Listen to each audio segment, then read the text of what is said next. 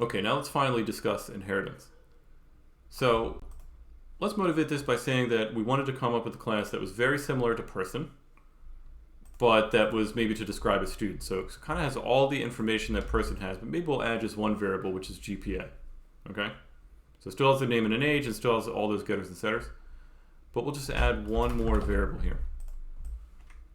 So let me get rid of that static thing here. And I'll just add one variable. All right, so for GPA. And I'll just say this GPA is equal to GPA. And then maybe I'll modify the printing method so that when it prints, it actually outputs information about the GPA and has a GPA of GPA. Okay. So now I can make Celia a student instead of a person and pass along a GPA, which is 4.0, of course.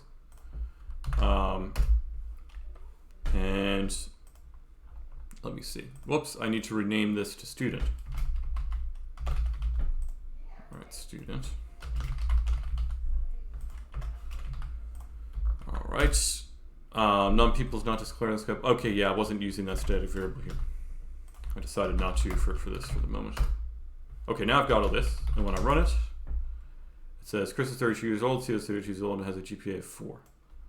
Non-people is 1. Okay. Let me put a line break here, just to clean that up a little bit.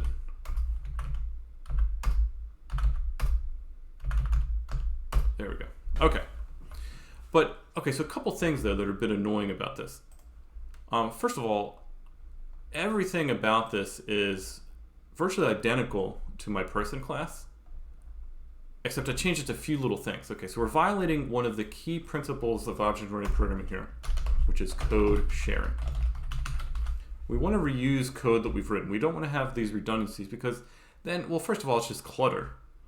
But second of all, like if we wanted to change the way that this method was working, well, now we have to change it and remember to change it in 2 places. Okay, that starts to get a little bit difficult to maintain.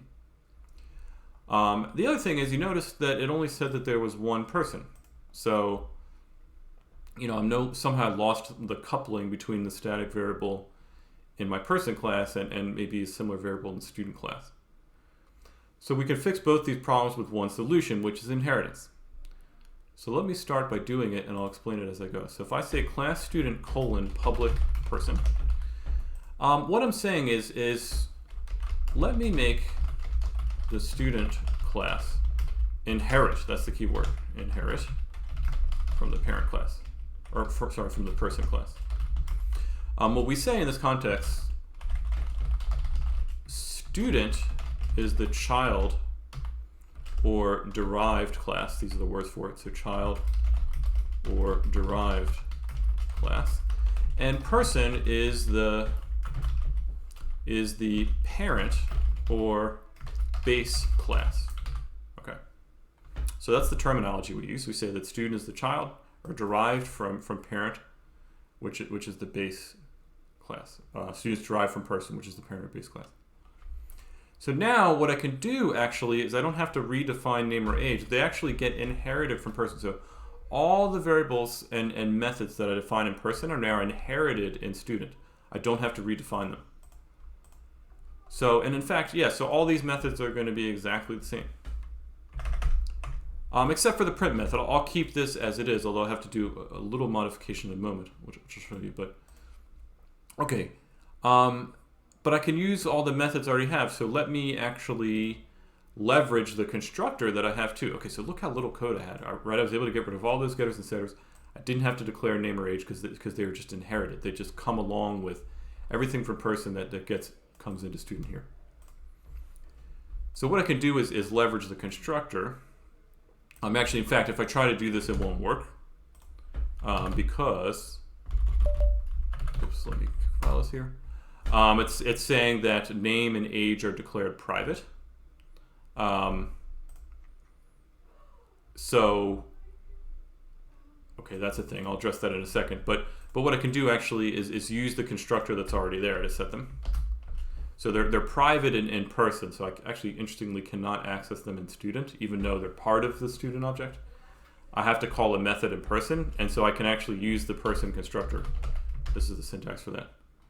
So I pass along name and age. And so then these will get set. Okay. So what's going to happen is when the constructor for student gets called, it's going to call the constructor for person, which will set these variables which are private in this scope here. But they do still belong to my object. I just can't access them with methods that are of type student, but I can access them with methods from parent, which I have. Okay. I can also call methods from the parent. So even though name and age are private here, I can actually call them. Let me maybe get rid of the line break here, and I'll say, now I'll say person : print. So this is the syntax for calling the member method, but using person's version, okay? So this is called overriding a parent method. So I'm saying, look, you can do the exact same thing that you were going to do for set name, set age, and get name. But if you call print on a student object, I want you to do something a little bit different from what you're going to do in the person object, okay? You can actually leverage the person's print object, but now I want you to print a little bit of extra information, okay? So now if I do this, and let me just, I'll say person.print, and I'll put a couple line breaks here. Person.print.